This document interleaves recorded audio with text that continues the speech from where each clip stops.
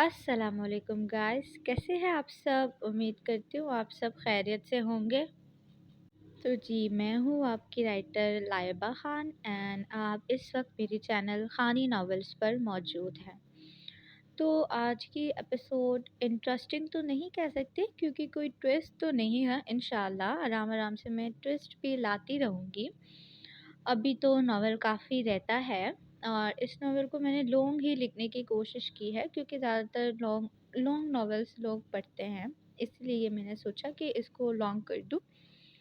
And guys, अगर आप लोग चाहते हैं कि मैं कल या परसों डबल एपिसोड दूँ तो आप लोगों को मेरा चैनल सब्सक्राइब करना होगा एंड 100 to 200 लाइक्स भी देने होंगे मेरी इस वीडियो पर एंड बहुत सारे कमेंट्स भी करने होंगे। इंशाल्लाह फिर मैं कल डबल एपिसोड्स अपलोड कर दूँगी, ठीक है? और एक और आखिरी बात, अब जब तक मेरा माइक का इशू चल रहा है आप लोग वॉइस को थोड़ी इग्नोर कर दीजिएगा। जो भी बैकग्राउंड पर शोर चल रहा है या फिर मैं बहुत कोशिश करती हूँ, आप लोग यकीन नहीं करेंगे लेकिन एक-एक क्लिप को मैं 4 से 5 मर्तबा अपनी वॉइस में प्ले करती हूँ, वो गलत हो जाता है, फिर डिलीट करती हूँ, फिर दोबारा करती हूँ। इस तरीके से काफ़ी टाइम भी गुज़र जाता है और वीडियो भी बनाने में काफ़ी टाइम लग जाता है। देन अभी आप लोग इग्नोर कर दीजिएगा जो भी बैकग्राउंड पे शोर चल रहा हो। इंशाल्लाह मैंने माइक ऑर्डर कर दिया है और वो 2 से 3 दिन में मेरे पास पहुंच जाएगा। फिर हम जैसे आप लोगों को एडजस्ट नहीं करना पड़ेगा और बैकग्राउंड में कोई शोर भी नहीं आएगा, ठीक है?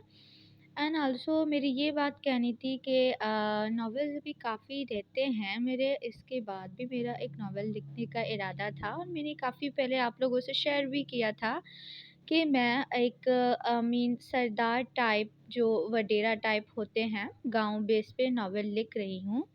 और अभी इंशाल्लाह मैं जैसे ही मेरा ये नॉवेल कंप्लीट होता है, हम वो नॉवेल स्टार्ट करेंगे और उसमें बहुत सारे ट्विस्ट भी होंगे, कपल्स भी होंगे और वो नॉवेल्स अच्छा खासा रोमांटिक भी होगा।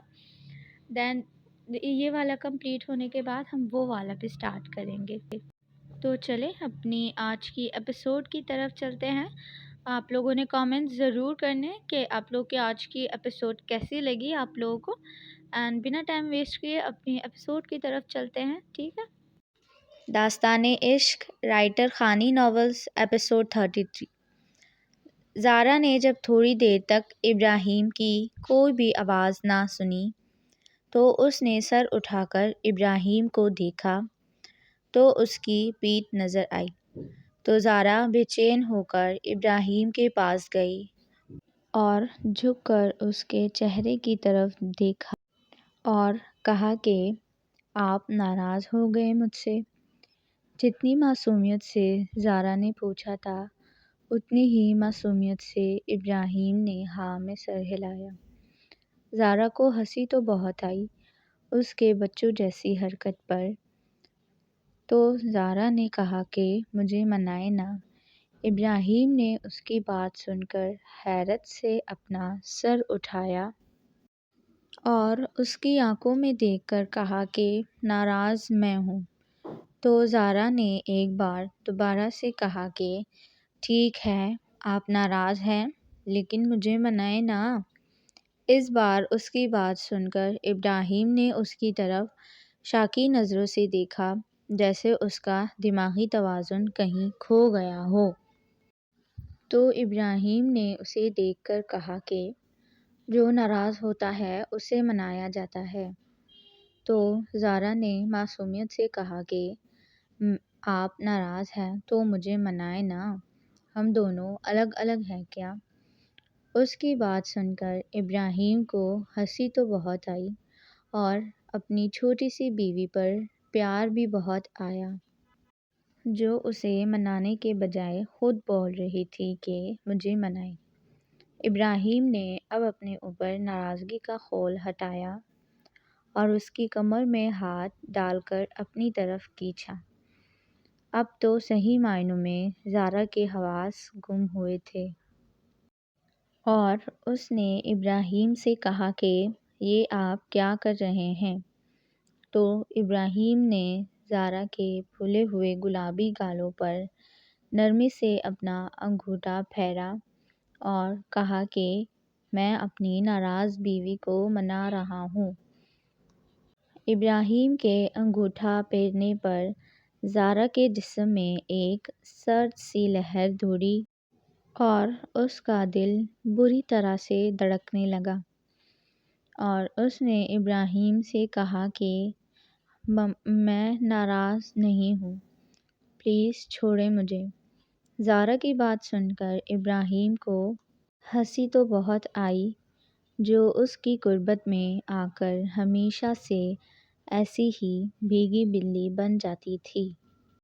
تو ابراہیم نے مسکرا کر کہا کہ کوئی بات نہیں، تم ناراض نہیں ہو، لیکن پھر بھی مجھے تمہیں منانا ہے، اور ساتھ ہی ساتھ اس کے پھولے ہوئے گلابی گالوں پر اپنے لب رکھے۔ ابراہیم کے ایسا کرنے کی دیر تھی کہ زارا کا پورا جسم کانپ اٹھا۔ اس کے جسم کا کپکپانا محسوس کرکے ابراہیم نے کہا کہ میری جان، کیا ہوا؟ زارا نے اس کے ہاتھ اپنی کمر پر سے ہٹانے کی کوشش کی، لیکن ابراہیم کی گرفت مضبوط ہونے کی وجہ سے وہ بے بس ہوئی اور کہا کہ پلیز چھوڑیں مجھے سانس نہیں آ رہا۔ زارا کے اتنا کہنے کی ہی دیر تھی کہ ابراہیم، جو موقع کی تلاش میں تھا، اس نے جلدی سے کہا کہ کوئی بات نہیں، میں اپنی چھوٹی سی بیوی کو اپنی سانسیں دے دیتا ہوں، اور زارا کو بنا سمجھنے کا موقع دیے اس کے لبوں پر اپنے لب رکھے اور انہیں شدت سے چھونے لگا۔ زارا یکدم حواس باختہ ہو کر اس کے باہوں میں پھڑپڑانے لگی اور اسے خود سے دور کرنے لگی، لیکن ابراہیم تھا جو اس کی قربت میں گم اسے چھوڑنے کا نام ہی نہیں لے رہا تھا۔ اسے خود سے دور کرتے ہوئے زارا کو کافی ٹائم ہوا۔ دوسری طرف ابراہیم دور ہونے کا نام ہی نہیں لے رہا تھا۔ تو زارا نے کھینچ کر سانس لینے کی کوشش کی اور اس کی آنکھوں میں سے آنسو بہہ کر ابراہیم کے گال کو بھگونے لگے۔ ابراہیم، جو مدہوش سا اس کے چہرے پر جھکا اسے محسوس کر رہا تھا، اپنے گالوں پر گیلا پن محسوس کرکے وہ چونک کر اس سے دور ہوا اور زارا کو دیکھا جو کھینچ کھینچ کر سانس لے رہی تھی۔ زارا بے انتہا ڈری ہوئی تھی۔ اس نے آج سے پہلے ابراہیم کا یہ روپ کبھی بھی نہیں دیکھا تھا۔ اس کی آنکھوں میں ڈر کو محسوس کرکے ابراہیم نے اسے نرمی سے اپنے پاس کیا اور بنا کچھ کہے آہستہ آہستہ اس کی پیٹھ سہلانے لگا تاکہ اس کی سانسیں نارمل ہوں۔ تھوڑی دیر بعد جب زارا کی سانسیں نارمل ہوئیں تو اس نے ابراہیم کی طرف دیکھا جو اسے ہی دیکھ رہا تھا۔ زارا نے اسے زور سے خود سے دور کرنے کی کوشش کی اور کہا کہ مجھ سے بات نہ کرنا۔ اس کی بات سن کر ابراہیم مسکرایا اور کہا کہ یعنی تم مجھ سے دوبارہ ناراض ہو رہی ہو؟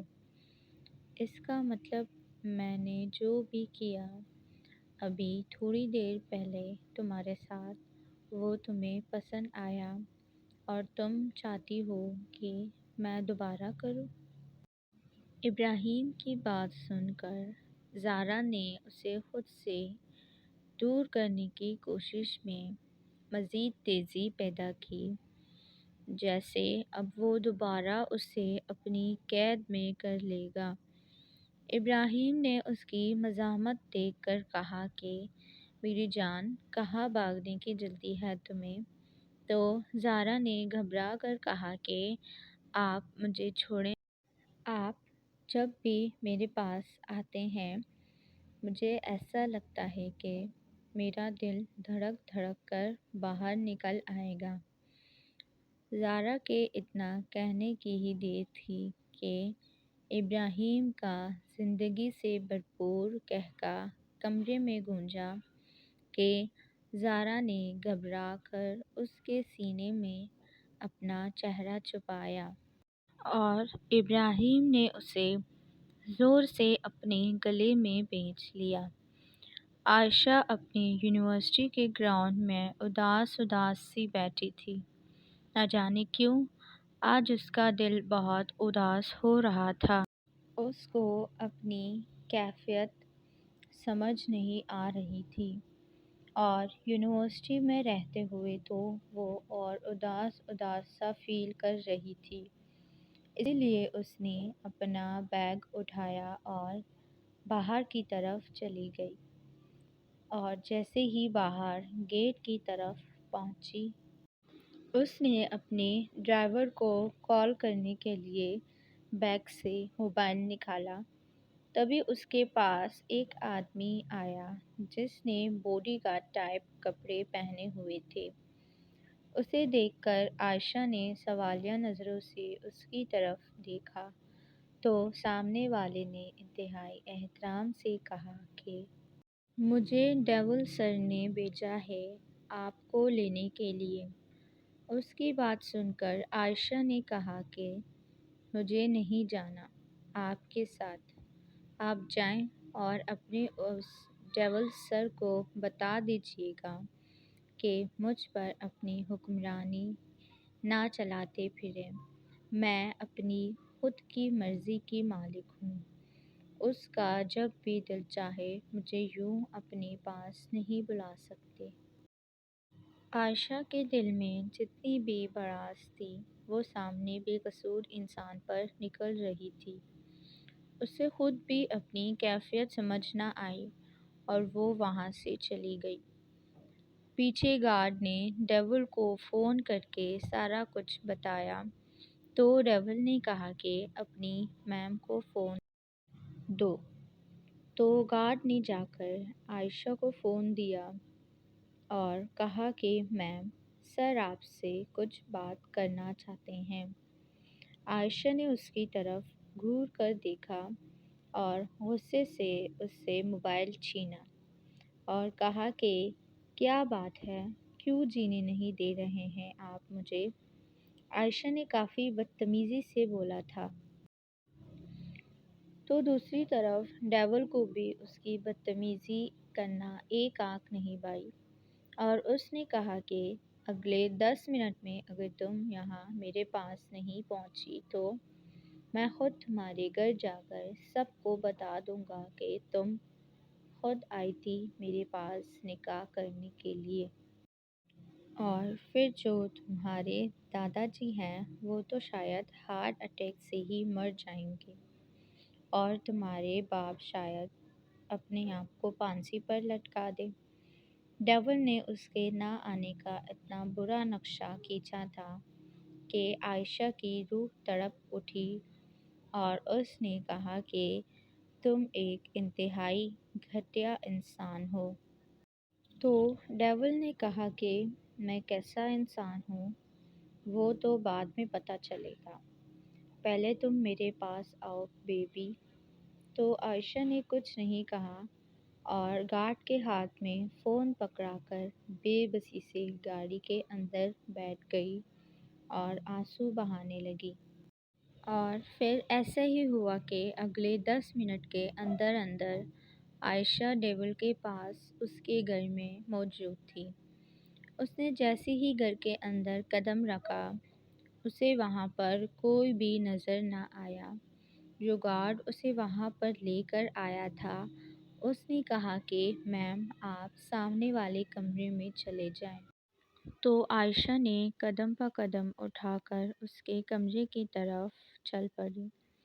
کمرے کے باہر پہنچ کر عائشہ نے جیسے ہی دستک کے لیے اپنا ہاتھ اٹھایا تو اس سے پہلے ہی اندر سے آواز آئی کہ تمہیں دستک دینے کی ضرورت نہیں ہے، اندر آ جاؤ۔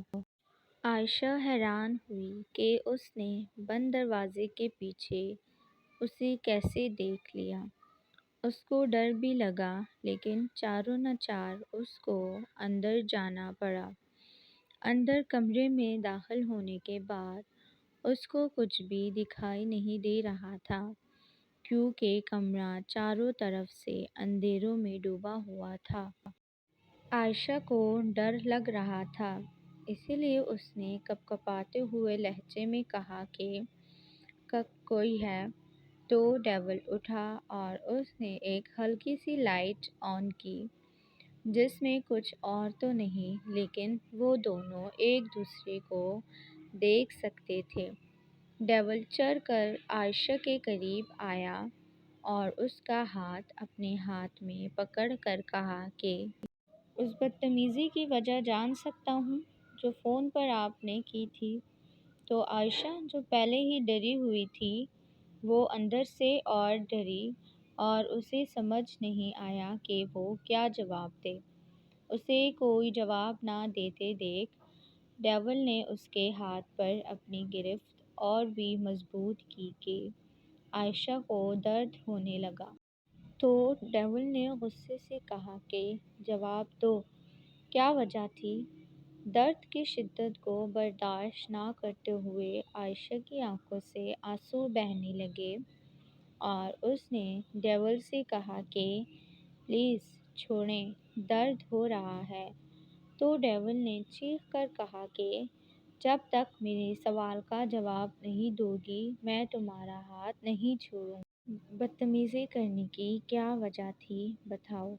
تو عائشہ نے روتے ہوئے کہا کہ پتہ نہیں، میرا دل بہت اداس تھا تو ایسے میں ہی ساری بڑاس گارڈ پر اور غصہ آپ پر نکل گیا، سوری۔ اس کی بات سن کر ڈیول نے کہا کہ دوبارہ ایسا کرو گی؟ تو عائشہ نے نفی میں سر ہلایا تو ڈیول نے اس کا ہاتھ چھوڑ دیا۔ عائشہ نے اپنے ہاتھ کو دیکھا جہاں بے انتہا درد ہو رہا تھا اور اس کے آنسو تھے جو رکنے کا نام ہی نہیں لے رہے تھے۔ ڈیول نے جتنی مضبوطی سے اس کا ہاتھ پکڑا تھا اسے لگ رہا تھا کہ ابھی تک اس کی ہڈی تو ٹوٹ گئی ہوگی۔ اسے روتا دیکھ کر ڈیول اس کے پاس گیا اور اسے آرام سے لا کر پہلے خود چیئر پر بیٹھا اور اسے اپنی گود میں بٹھا کر پوچھا کہ زیادہ درد ہو رہا ہے؟ تو عائشہ نے روتے ہوئے ہاں میں سر ہلایا۔ اس کے رونے پر تو ڈیول تڑپ ہی اٹھا تھا۔ اس نے اسے گلے لگایا اور کہا کہ کوئی بات نہیں بیبی، ابھی ٹھیک ہو جائے گا، رو مت۔ ڈیول جب بھی غصے میں ہوتا تو اسے کچھ بھی پتہ نہ چلتا کہ وہ سامنے والے کے ساتھ کیا کر رہا ہے، اور ٹھیک ابھی بھی اس کو خود پر بے انتہا غصہ آ رہا تھا۔ جو سامنے بیٹھی اپنی زندگی کو تکلیف دے بیٹھا تھا۔ ڈیول نے پیار سے اس کے آنسو صاف کیے اور کندھے سے پکڑ کر اس کا چہرہ اپنے قریب لا کر اس کے ماتھے پر بوسہ دیا اور اس کا سر اپنے سینے پر رکھ دیا اور کہا کہ آرام کرو۔ عائشہ نے اس کے سینے سے اٹھنے کی بہت مزاحمت کی اور کہا کہ مجھے گھر جانا ہے، پلیز چھوڑیں مجھے۔ تو ڈیول نے کہا کہ چپ چاپ کر کے بیٹھ جاؤ ورنہ اچھا نہیں ہوگا۔ اس کے بعد میں چھپی دھمکی کو محسوس کر کے عائشہ نے بے بسی سے اپنا سر اس کے سینے پر رکھ کر اپنی آنکھیں موند لیں۔ تو گائز یہیں پر اینڈ ہوتی ہے ہماری آج کی ایپیسوڈ۔ چینل کو لائک کر دیجیے، چینل کو سبسکرائب کر دیجیے گا اور ویڈیو کو لائک اور شیئر کرنا مت بھولیے گا۔ ملتے ہیں نیکسٹ ایپیسوڈ میں، تب تک کے لیے اللہ حافظ، اپنا بہت سارا خیال رکھنا۔